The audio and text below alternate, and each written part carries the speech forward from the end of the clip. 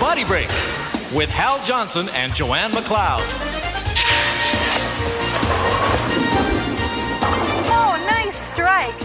Bowling is just one of many ways to be active, and being active means doing physical activity you like to do daily.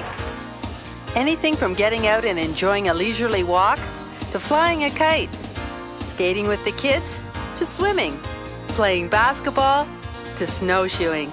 It's not a competition. It's supposed to be fun, and it is. When it comes to eating well, you don't have to give up the food you love. That doesn't mean eating cakes and donuts 7 days a week. It means variety and moderation. Because you see, there's no one food or meal that can negatively affect a healthy eating pattern. What matters are the types of foods that you eat on a regular basis over the long run, like bread, cereal, pasta, fruits and vegetables. Come on, Jude, let's have a strike. And feeling good about yourself starts by accepting who you are and how you look. Healthy, good-looking bodies come in a variety of shapes and sizes, so be proud of yourself.